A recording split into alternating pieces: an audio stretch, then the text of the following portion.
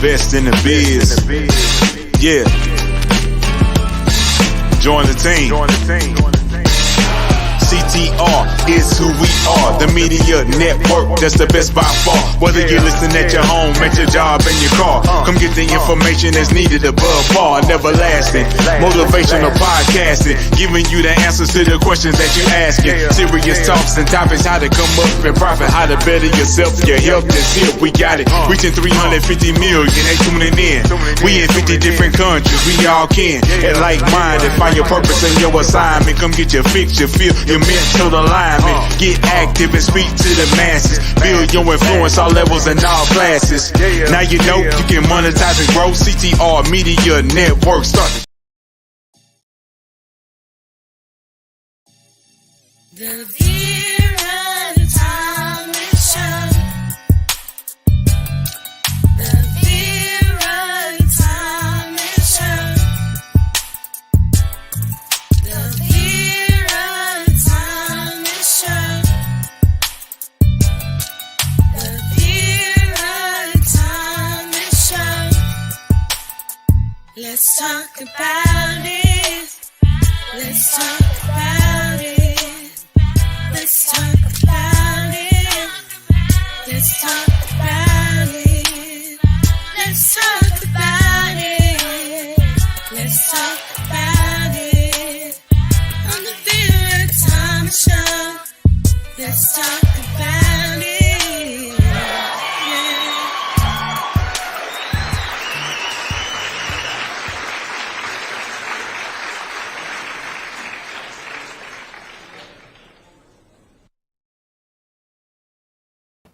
Hello, hello, hello. As usual, I am excited. I am so excited. We have the authors of the book that's coming out called No Problem Parenting #2. And so I'm going to bring up the first person I'm going to bring up is actually the visionary for this book, Miss Jaci Finneman. How you doing, Jackie? Hi, Vera. I just love you so much. This is so fun. We pray right before the show, and then we get to like rock out a little bit before, and then it's the Vera Thomas Show. I mean, it's so fun, so great. Well, thank you. And you know, my grandchildren are the ones singing that song. Oh, I did not know that. Yes, it's my grandchildren singing that song. Oh, So, they're and my amazing. son produced it. So, Oh my gosh, I didn't know any of that. That is so fabulous. yes, Well, yes. in volume 2 of this book, No Problem Parenting, it's resources and stories that create confidence and connection. Our first book was all about confidence and less fear, more confidence, less fear. And this book is all about resources and stories that create confidence and connection with our kids. So excited to be doing volume 2. Well, I am so excited to have you. And let's pull up. Actually, I think I'm going to pull up the publisher.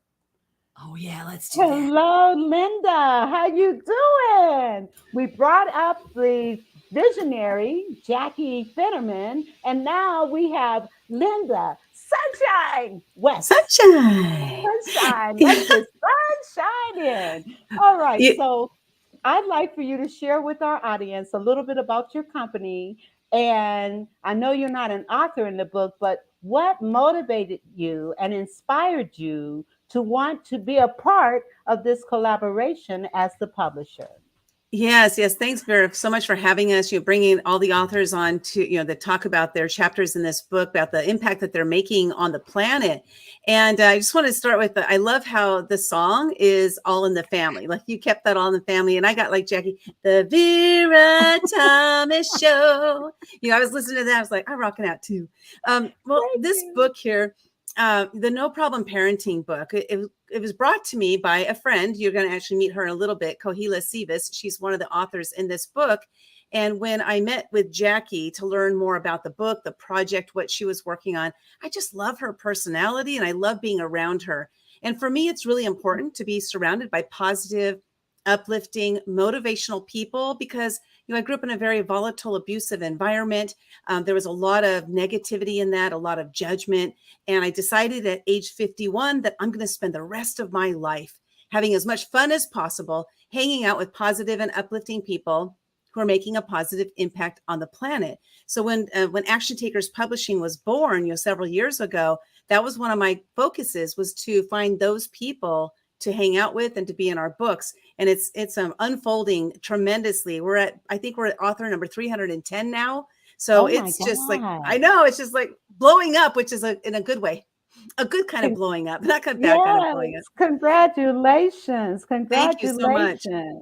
And now, Helen, how are you today? I'm well. I'm a little technically inept today, but I'm here. All right, we won't claim that. So what I'm going to ask you to do is just kind of share with our audience your book title and what inspired you to be a part of this collaboration. For sure. So my chapter is called Just Be In It. And it's really, I'm not a parenting expert. So this is actually just my story of being a parent and how I approach life through children with, I have 3 kids who are now young adults.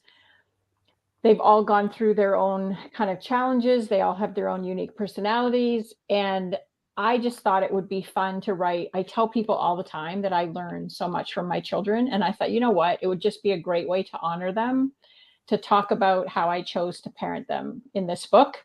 And so the whole concept is that we're going to fumble and bumble and make mistakes as parents. And I think the best way that we can make no problem parenting is to just realize that we are going to have problems. And it's how we get through them. It's how we forgive ourselves. It's how we apologize to our children. It's all of those things. And so they were really my inspiration for writing it, because they are such an inspiration to me. But also as a storyteller myself, I help entrepreneurs with their content writing in terms of telling stories to really connect with their audience. And I just wanted people to realize that you don't actually have to be an expert to be able to put a story like this together. I'm a parent, and that makes me an expert automatically. So, absolutely. Yeah. Absolutely. And you said something that I want us to come back to and talk about. So somebody put a pin in apologizing.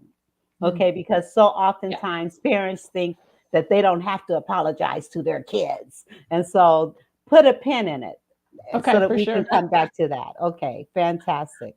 All right. Ruth Ann, hello. Hey. How are you? Hey, I'm great. And thank you so much for putting this together in the way you do, where you bring each person on at a time and let each of us shine in our own way. That's totally awesome. So I want you to, yes, go ahead. My chapter in the book is Reframing the Village, how family stories and letters of life connect the generations and why it matters.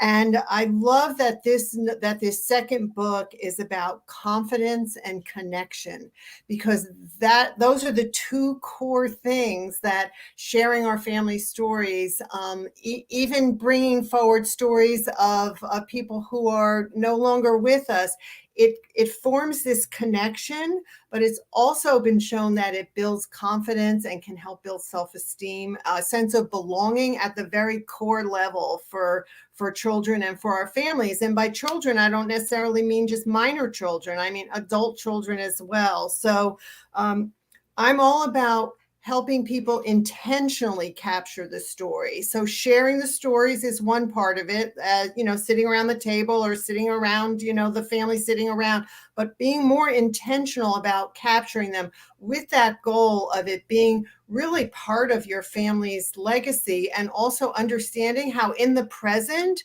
we are also creating those stories. So we have an opportunity, not just to capture them, but to create the memories, create the stories that then also get passed down to the next generation and the next generation, while building that confidence and that connection at the same time. So yes, that's what I'm all about.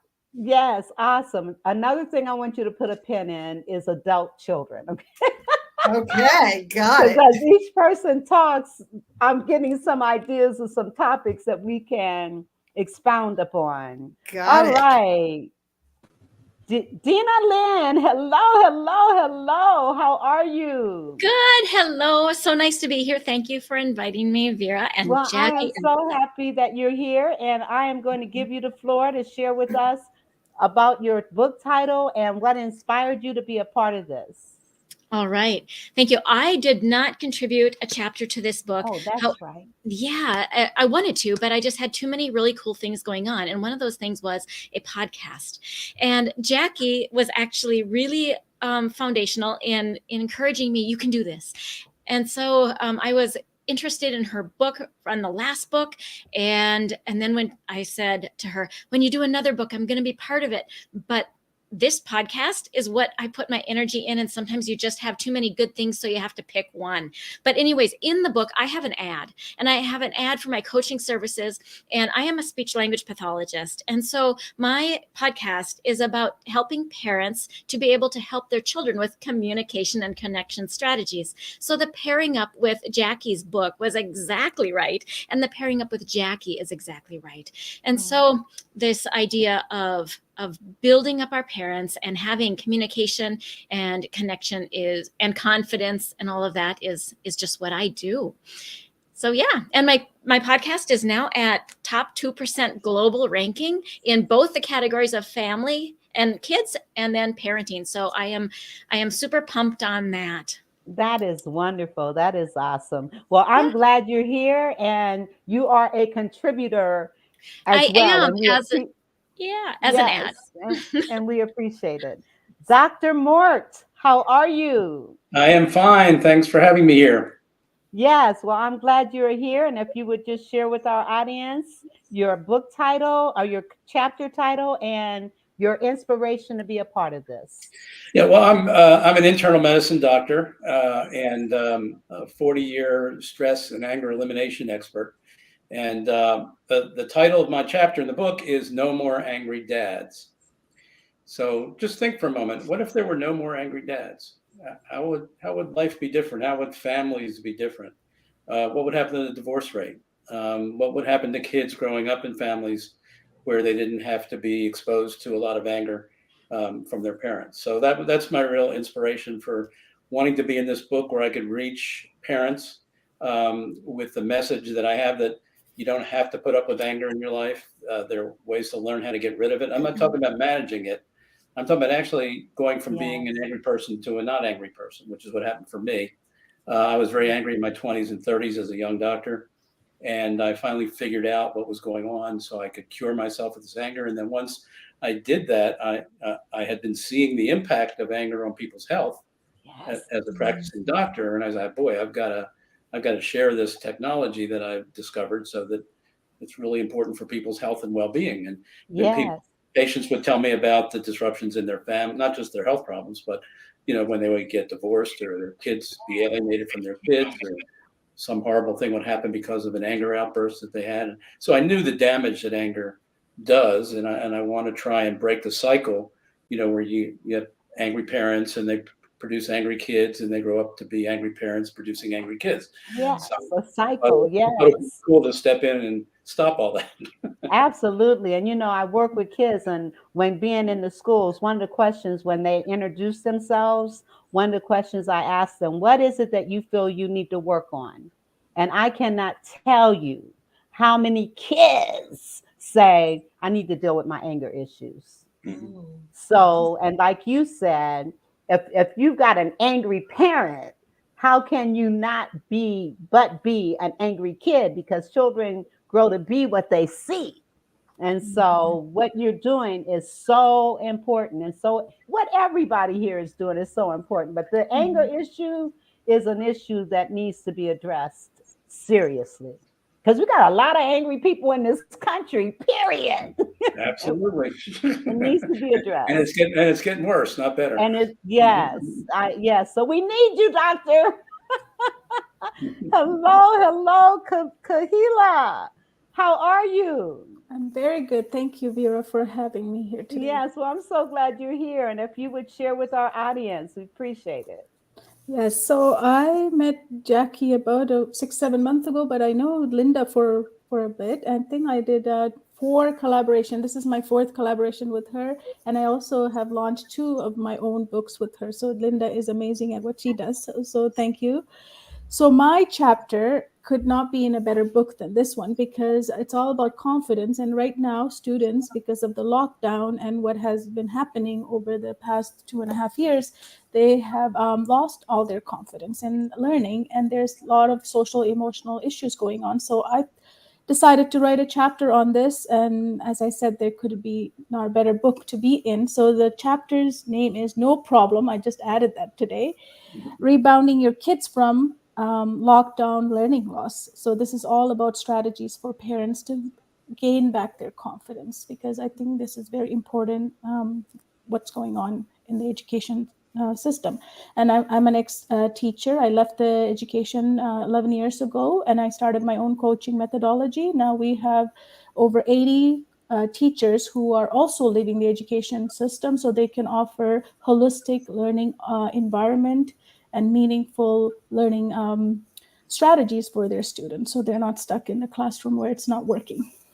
And you know what? Oh my God. For teachers to be coming out of the school systems to become coaches, teachers need to learn to be coaches even as they are teachers, because it is, I mean, teachers and parents, they shape our children, but parents shape our children first because we are their first teachers. And so I could go on, but let me shut up and bring up our next person. Hello, Kay. How are you? Hi, everyone. Good to see everyone. Excuse my background. I'm actually on a family trip to Oregon at this Oh, moment. So, awesome. No problem. Well, I'm going to give you the floor to share about your chapter and a little bit about Kay. thank you very much. Well, my chapter is all about creating a foundation for our children to have the secure bond attachment. And I believe in preemptive measures versus, reactive later down the line. So instead of correcting their behaviors later or dealing with like a really kids who are very fussy or misbehaving or have all sorts of different issues, I believe in putting all of the time and energy from the very day one as the child is born, and just by creating an environment of presence, love, validation, and engagement with them. And I think if we do that, and if we practice this holistic ways of parenting and mothering that they have been practicing, in like so much in the past, and our current Western culture has kind of gone away from that, by using so many gadgets and replacing connection by, different things, screens, like other people, etc. So I just believe in like bringing it back to those, basics. And that's what my chapter is about. It's called Creating a Safe Container. That is so awesome. And for you to want to start from the time a child is first born, but I contend that there are things that parents can do before a child is Yes. born Oh, to help absolutely. to help enhance and instill some greatness in them even before they're born. All right. Yes. So let me pull up Teresa. Hello, Teresa. How are you? Good. It's so good to see you. I'd like for you to share with us your chapter and what inspired you to be a part of this. So when I saw the title "No Problem Parenting," I was kind of taken aback because I wanted to know more. Because my parenting, there was always something, an issue. But after talking to Jackie, I understood her inspiration as to why she wanted to invest in the parents and to make sure that their journey in parenting was a good one. And so I totally resonated with her. And my chapter is titled Advocacy, because I look at whether your child has autism, Down syndrome, ADHD, or dyslexia, going to be advocating for your child throughout all their education years. And probably in my case with my oldest son, even after high school. So you have to learn how to do those things, because no one is going to do them for you as a parent. And as a parent, you have to be empowered to do those things and look for the resources. And so in my chapter, I discuss all that. That is wonderful. That is wonderful. And so important. And kids are labeled, sometimes it's our diets, sometimes it's some other things that cause those kinds of behaviors to happen. And so what being an advocate for your child is so important. Before we start our conversation, I'm going to share the poem that I wrote that is the beginning of my chapter in this book. The parent I choose to be. Parenting is not an easy thing to do. It takes courage, patience, and lots of prayer too. Having a child changes a life. Our goal should be lifting them up to higher heights. Children see what we do and hear what we say. Sometimes our own issues get in the way. We have no control on how we might have been raised, good, bad, or indifferent.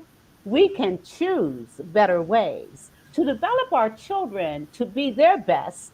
We may need to acknowledge and confess that there are things we may need to learn, allowing some attitudes and behaviors to crash and burn. We cannot teach what we do not know, seeking wisdom and guidance so we and our children can grow into what God intended us to be. Into what God intended us to be. It all begins at home and may improve our society. So, that's how my chapter starts. Thank you very much. Thank you very much.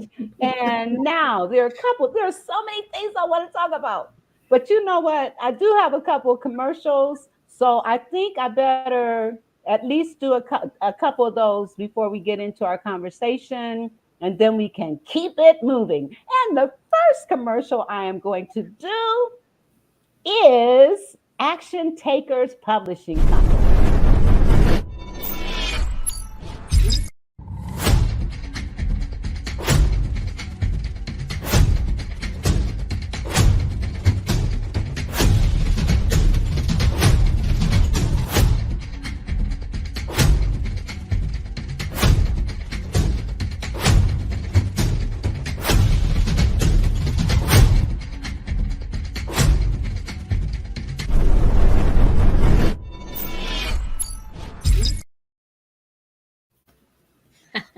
Action Takers Publishing Company. If you want to publish a book, if you want to learn how to do some other things where publishing is concerned, then you want to contact Action Takers Publishing Company. All right, I got one more I need to get right quick. Hello, everybody. Hello, everybody. It's a really short one. Hello, everybody. I am Dr. Tina J. Ramsey, and I want to share with you about CTR Media Network. Have you heard? CTR Media Network is a new standard of podcasting with over 30 plus podcasters. We reach 350 million global listeners worldwide in over 50 plus countries across all major podcasting and social media platforms. We have featured over 1,000 guests. What we specialize in is helping business owners, entrepreneurs, coaches, and fellow podcasters expand their visibility on our platform. We're all about positioning with visibility, connections, and teaching you how to monetize what you do. Let me tell you something. If you're a business owner, we have sponsorships opportunities. We have commercial slots. We also have opportunities for you to be a featured guest on any of our shows. So what are you waiting for? CTR Media Network is who we are, and this is where you need to be. So go to ctrmedianetwork.com and click our store feature so that you can see which opportunity fits your life and your budget so that we can get started working with you today.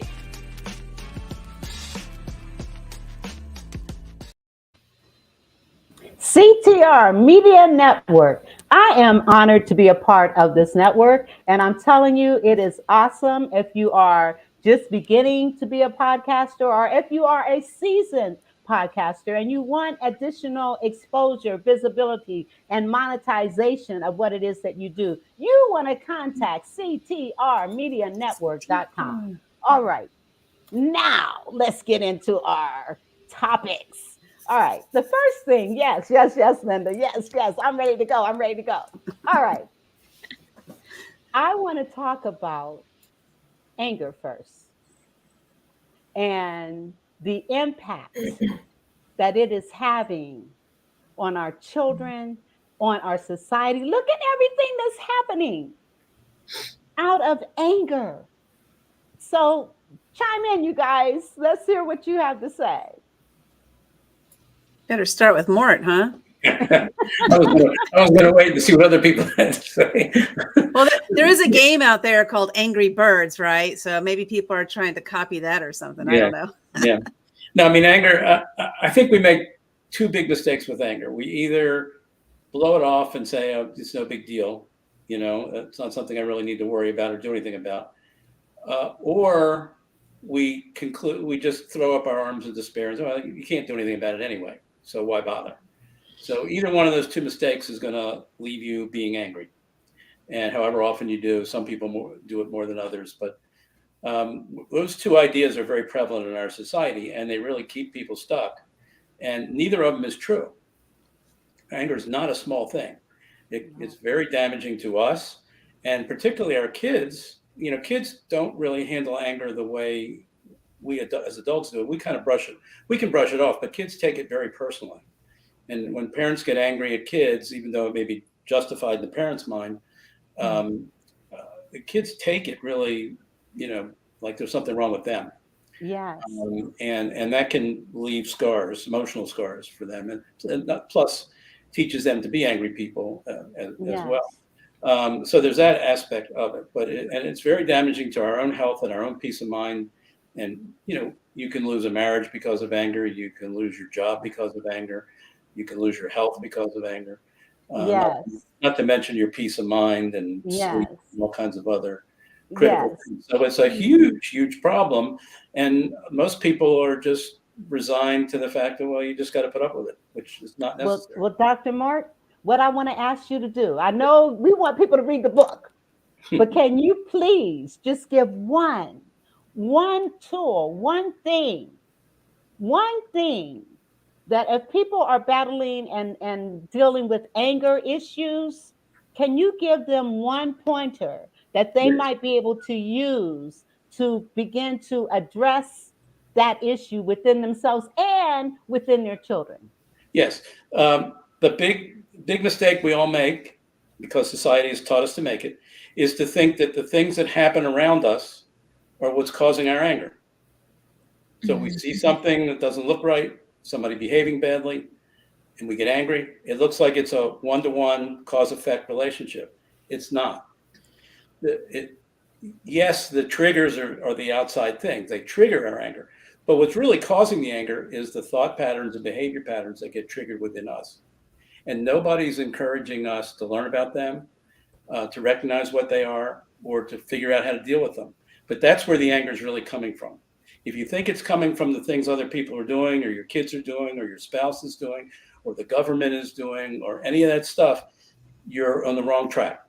It's not that those things aren't involved. It's just that's only half the story. The other half is how we're thinking and looking and perceiving that we don't notice, and nobody helps us, you know, figure that all out.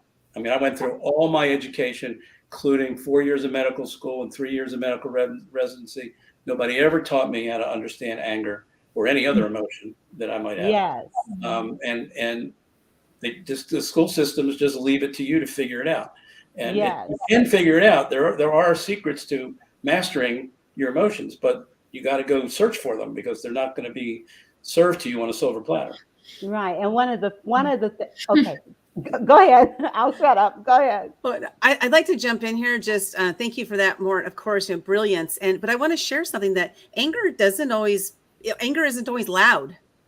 You know, a lot of times when we, like somebody's yelling at us, we think they're angry, and maybe they're not really angry. Maybe they just have a loud voice. But sometimes anger comes in the form of silence, you know, and so it's up to us to really to decide, like, how am I going to interpret what that person is doing or saying? We can only control how we're interpreting something. This, of course, took me many, many years of working on myself to get to this point. But, you know, I grew up in a very loud environment, chaotic. And so I found myself as an adult creating my own chaos because that was the comfort zone that I grew up in.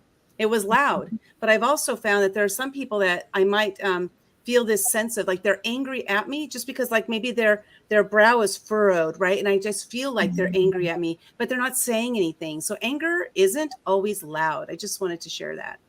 And not only is it not loud, but that is also as dangerous, because what happens is the person shuts down and that anger fuels itself inside of them, and then they explode.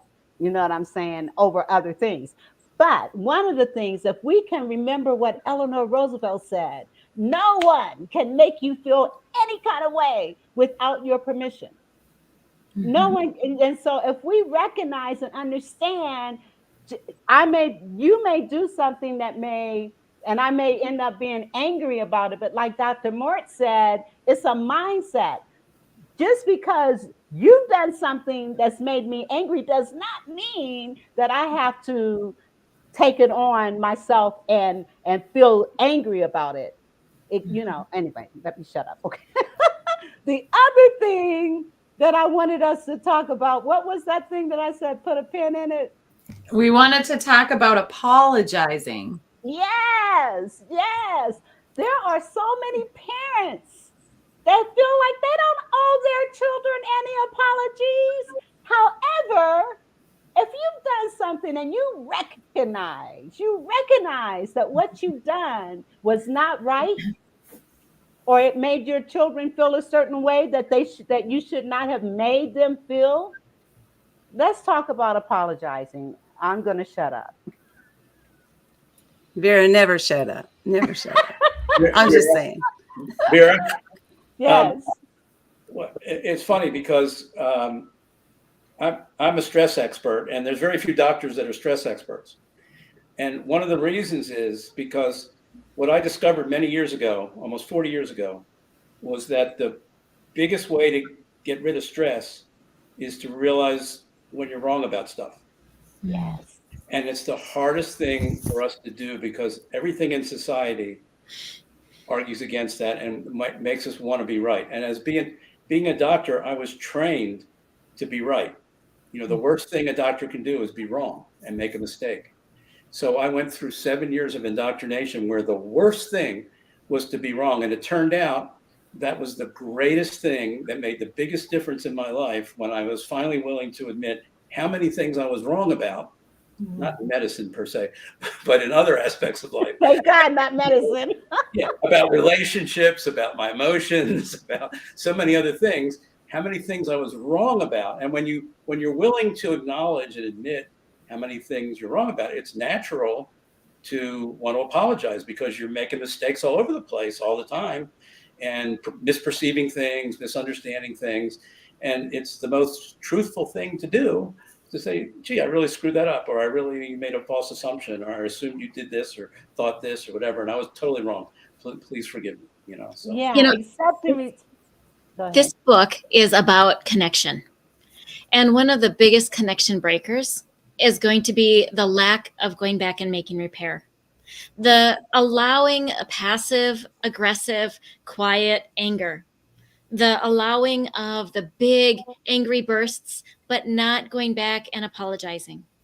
If we're going to be building the connection that we want to with adults or with children, making the repair is utterly critical.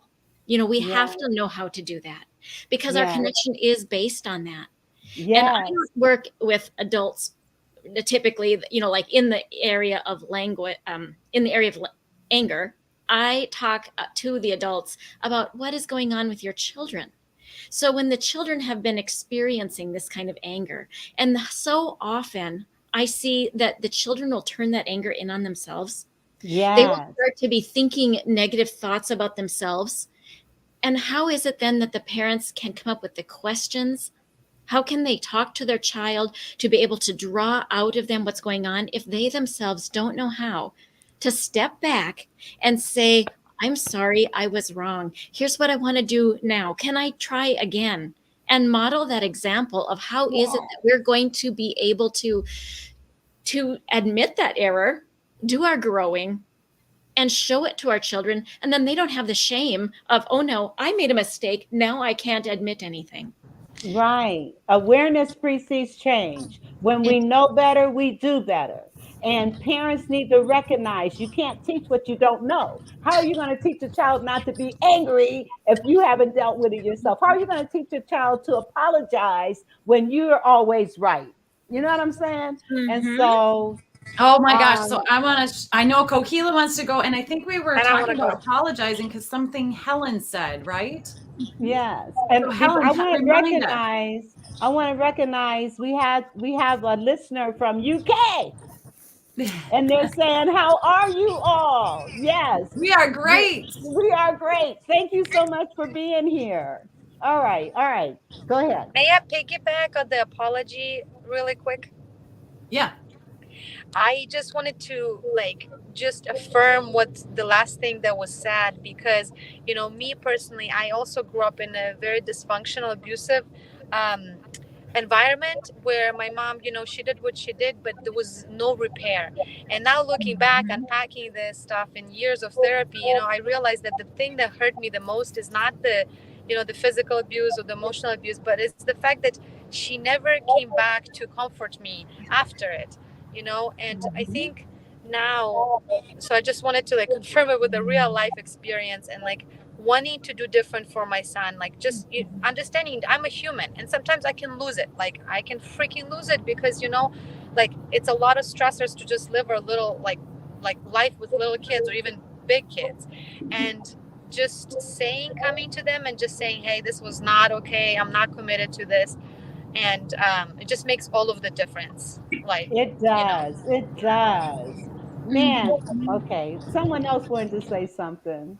Helen, I wanted to hear from Helen about the apologizing. Okay. She just, Yeah, for sure. So yes. I think our resident psychologist kind of wrapped up what I would have said in less succinct words is that I have lived this life with my children where I feel like I learn from them all the time. That's kind of how I parent is I learn in the moment. And one of those things is just that I feel like parents can be bullies and they act like they're never wrong and they, kind of strong arm kids into whatever. And I have never wanted to be that way. I think that if I do something wrong, I need to apologize. I need to be real.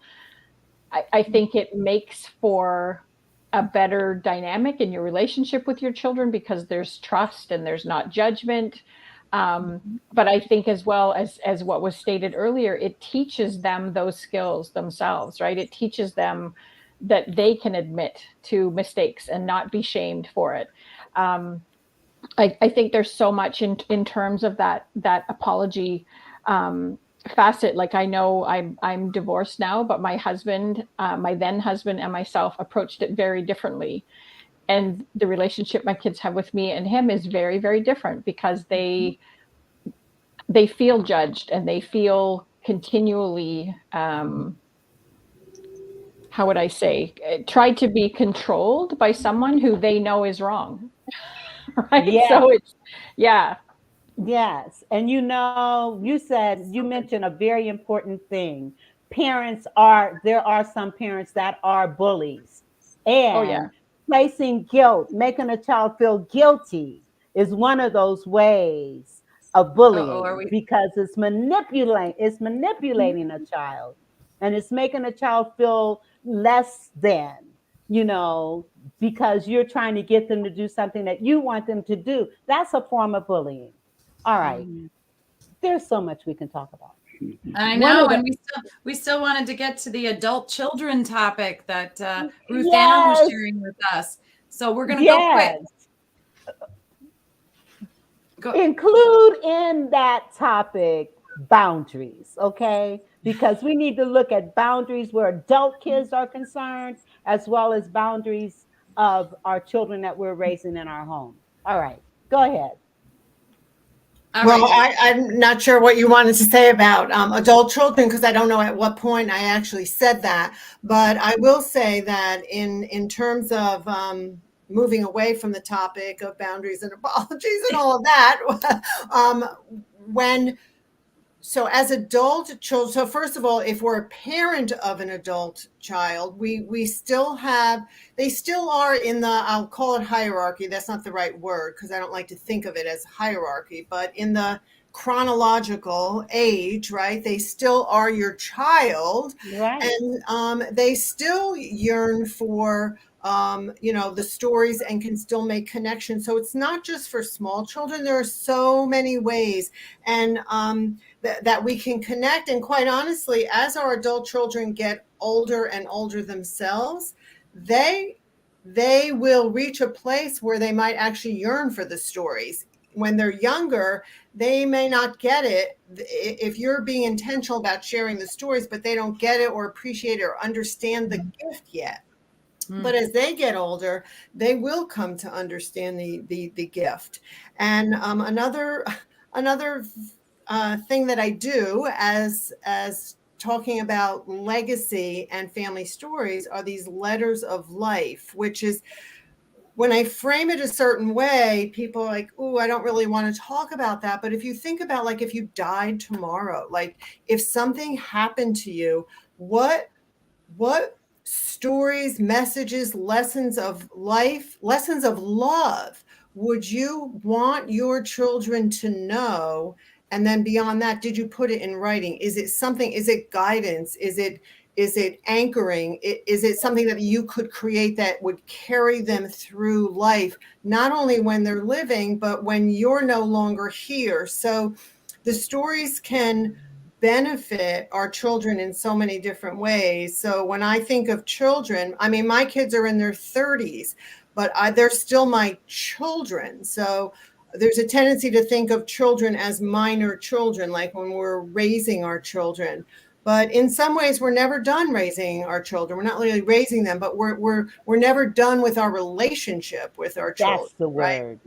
Yeah. Yes, that's the word, relationship. But it just gets to me the number of grown adult children who still feel this sense of entitlement that you've got to do this for me. No.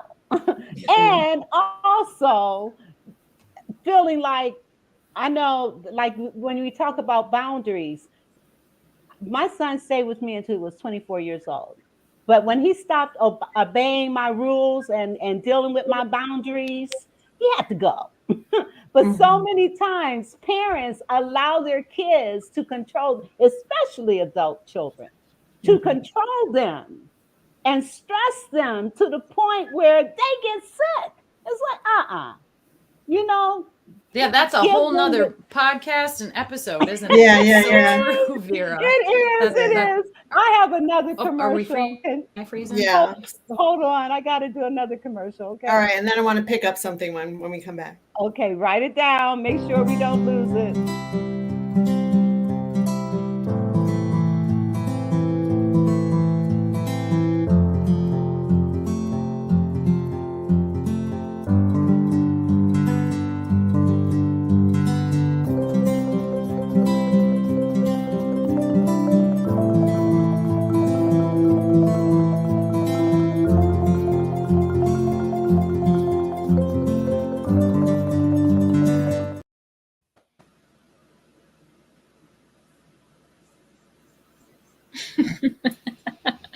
We're back.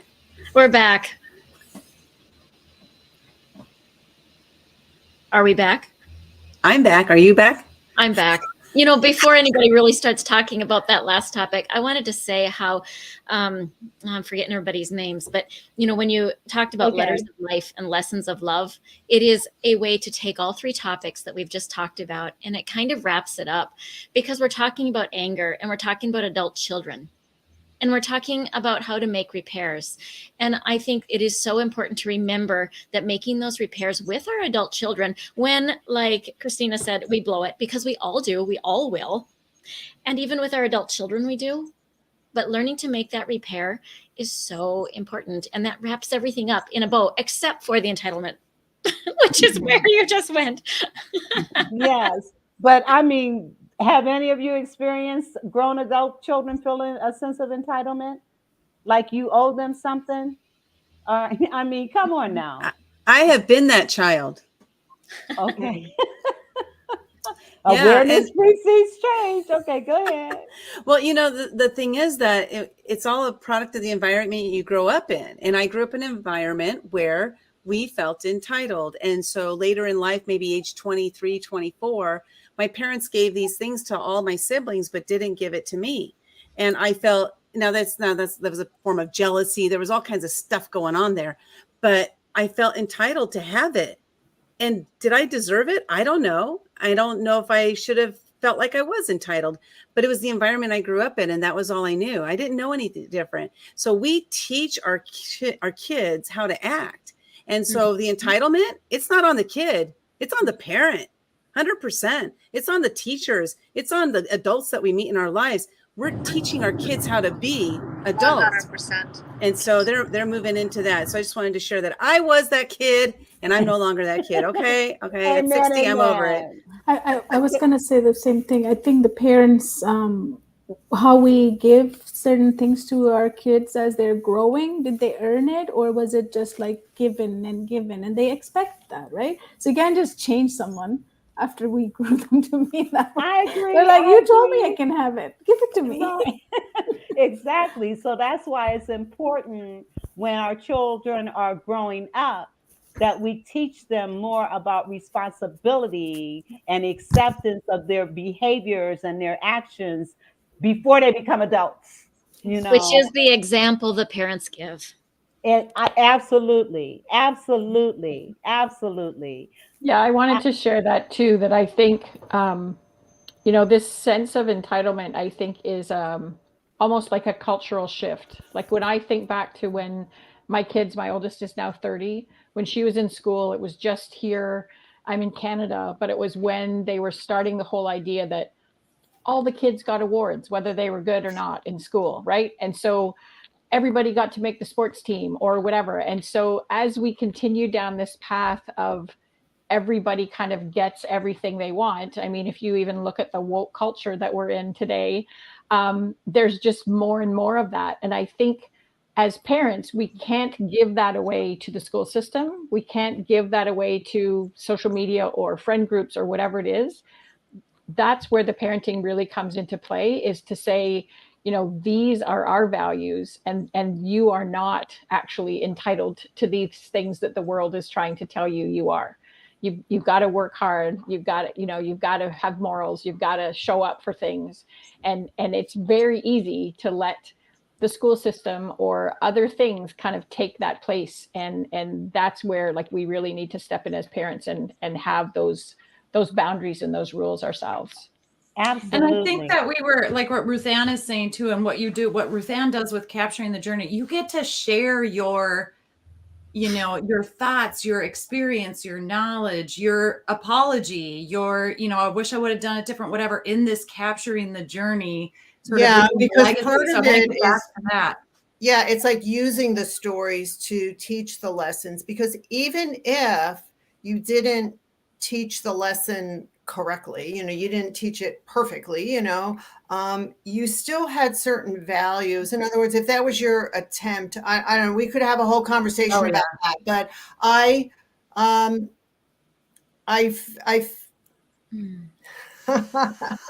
kind of lost in a thought here. I'm sorry. I'm just trying to, that there is a way to create I guess I'll return it all to this concept of, apologizing and all that, but it's sometimes, it's not always, I'll say, about the apologizing. It's sometimes just about the making it clear, which is something, for instance, that a legacy letter of life can do. It's making it clear that, for instance, that your love was fundamental. That is not to excuse your behavior.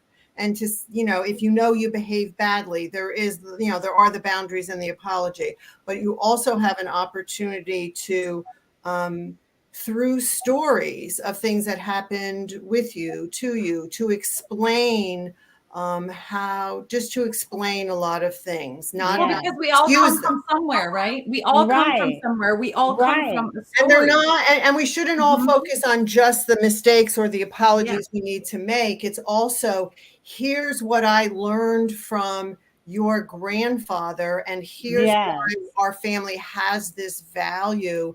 It can validate a lot of things too. So it's not always focusing on all the things that are wrong in parenting or in our parenting or apologies we need to make. We can also validate the love and the beauty and the lessons that we learned from other people in our family. So it's just a different way of looking at it. Right. And I think, the stories, that's a beautiful thing, because you're leaving a legacy behind for your grandchildren and for their children.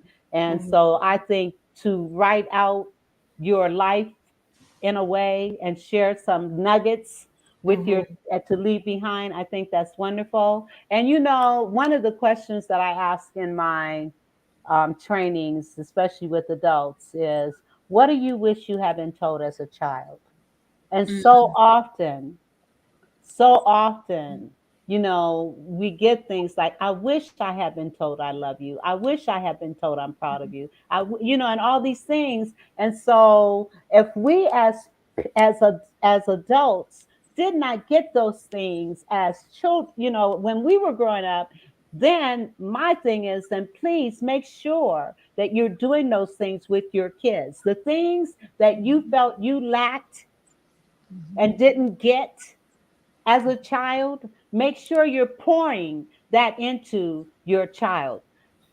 And I do have a plug that I need to make right quick. Regarding my show, if you are, I just lost it. Okay.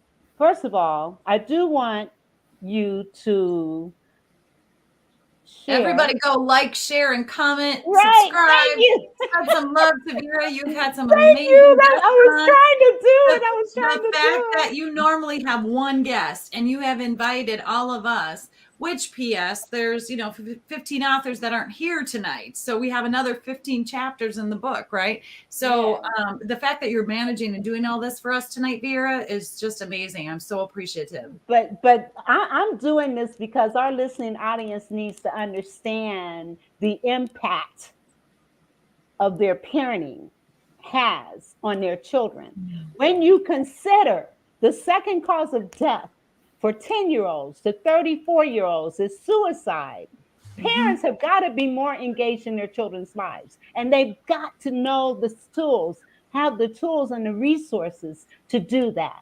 And this book is giving them those tools and those resources that they need to understand how to deal with anger, to understand how to write stories and be involved, to understand every single thing that each person, each author is bringing to the table in this book. It's important. So, well, you're segueing right into the last thing that we said we wanted to talk about, which was parents as experts. And who brought that up? Who was it? I can't remember who brought it up. Helen.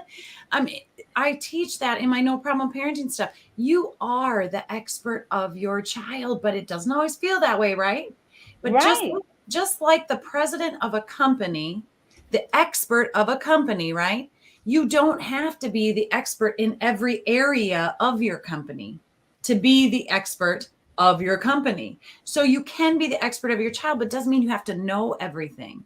And that's my mission in awakening family attachment here at Hello World and No Problem Parenting, is to bring the resources to you. I cannot possibly niche down and be the expert of every, piece of advice to give to a parent in what they're going through. And I'm determined to build a community of resources where I have people in my circle that I can say, hey, go see more, go to Kohila.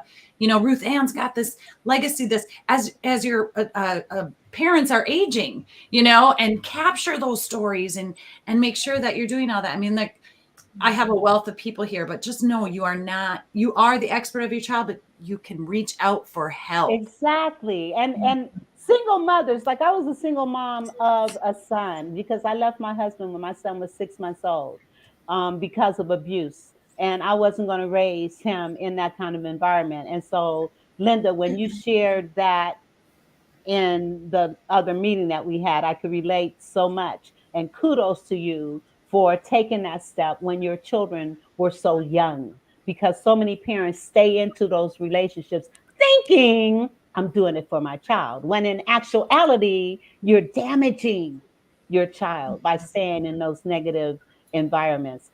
I want to encourage my audience to please support the Vera Thomas Show. Cash App, $ and still great, PayPal and Zelle, Vera Thomas Show 1117 at gmail.com. I need your support, so please support me. All right, we only have 5 minutes left. Do you understand? I still had commercials I was supposed to play. However, this topic is so important. And oh my God. So what I'm going to do, because we only have 5 minutes, and I know a couple of you got to get up out of here really quick. So what I'm going to do, Kahila, I know you got to go. So I'm going to give you 30 seconds to share some last minute points. I'm giving everybody 30 seconds. Okay, Curtis says live. Okay, yes, this is live. I All right. really think that this book is just in time to share with parents, because there is, as I said earlier, the confidence is just not there for students since the lockdown, and we cannot ignore it, and it's going to be a problem. So I'm so glad to share this chapter. And as all of you have talked about, connection is the most important thing for our children right now. Amen. Amen. Well, thank you. And thank you for being here.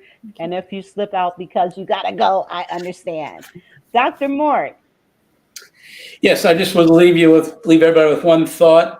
If you want to be the parent leader that I think most of us want to be and teach our children to be happy in life, there's 3 skill sets that I think are just critical. I call them the life mastery trifecta. And one is to know how to master your emotions, not just anger, but all kinds of emotions.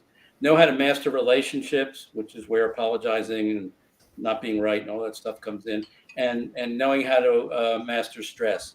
If you can do those 3 things, you will be a real resource to your kids and will help empower them in life to not be as crazy as the rest of us have become. I love that. And could somebody write those 3 things in the chat? Dina Lynn. Hey, thank you so much, Vera, for having us on your show. And I want to say that when we learn to talk with our children, like let's say we are doing the repair, like this conversation happened to go, or we have an outburst or something that happens, to learn to communicate with our children in a way our children's brains understand, to be able to get behind the eyes of your child and to be able to communicate with them how they will understand your message is a really, really important skill. And that is what I teach on my podcast, ways to do that, to build that connection and that communication. And I am so thankful that you are doing this and thankful that we have this book to go out that focuses on connection, because whatever it is we're trying to teach, our connection to our children is going to open their mind to be able to listen. Amen. Amen. Helen. Yeah, I think even more encouraged from having this conversation with everyone tonight, that I think what we need to do is get back to basics with parenting. Yes. I think we need to let the whole idea that the rest of the world is going to raise our kids go and bring things back to basics. Getting involved with our kids with their homework, and not trying to chase those things that we're trying to do. We need to parent first, and I think that's the message that I'd like to leave tonight. Amen. Well, thank you, Jackie. Jackie, why can't I get her up here? There There I am. Okay, Hi. yes, there you Well, are. I've shared enough tonight. I'm so grateful that you had us on and we're doing all this. The one thing I didn't share is my chapter of No Problem Parenting, the volume 2 resources and stories that create confidence and connection. So my chapter is titled, You Are the Expert of Your Child. I Believe in You. And I tell the story of how meeting Elizabeth's family 30 years ago introduced me to the field of mental health and why I left my 20-year career as a counselor to become a parenting coach. And really the basis of that is because I believe that supported parents are the best resource for their child. Amen. Amen. Linda. I ran away when I was 5 years old and I was gone an entire week. And the reason I share that is because, oh, don't worry, I was safe. I was at the neighbor's house. But the reason I share this is because oftentimes we parents don't think our kids know what's going on.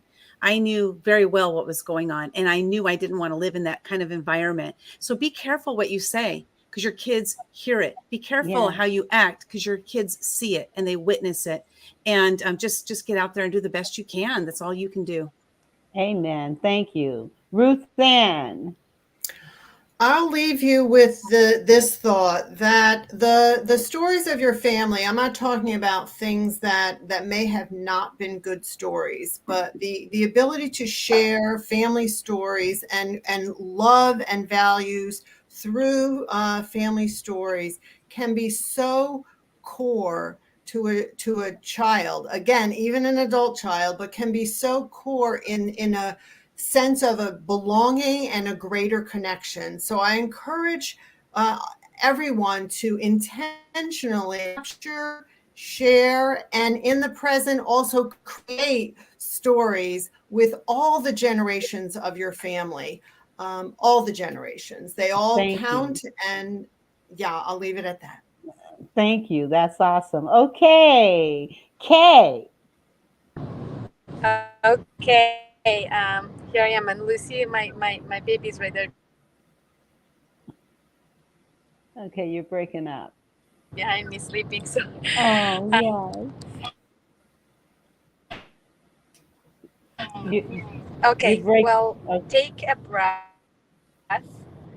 and just look at your that's the biggest advice for me is just we are not managing our children, we are managing ourselves. If we learn how to manage our own emotions and just breathe and look at our child newly every time, then I think everything is going to go well. That's awesome. Thank you. And Teresa. There were so many things discussed tonight that I wanted to just bring together a little bit because I resonated with all of it. But when Jaci said that we are experts in our own parenting and how we need to get in there and do the work, and I did do the work, but I also know that I believe in community, that you have to get in there and you have to find other people that are going through the same things that you're going through, so you can learn how to pull those resources to get the things that you need to advocate for your kids. So we're all in this together. Yes, we are all in this together. You know, a chain is as strong as its weakest link. And when you've got links that are connecting to make a difference in our children's lives, it is necessary. It is necessary, but it begins with each of us. It begins with each of us recognizing the changes that we need to make in order to make our children the best versions of themselves. All right, listen, we're out of time. Thank you all so much for being here. Thank and you, we gotta do this again. We gotta do it again. And can Stay you tuned. Volume 2 is coming out this summer. We'll make sure to follow Vera. Yes, and just imagine you guys coming on one-on-one and the conversations that we can have. Oh my God, that's going to be awesome. Well, listen, we got to go. So God bless you all. Have a great remaining week, and I will see you all on Tuesday. So goodbye. The Vera and Thomas Show. The Vera and Thomas Show. The Vera and Thomas Show.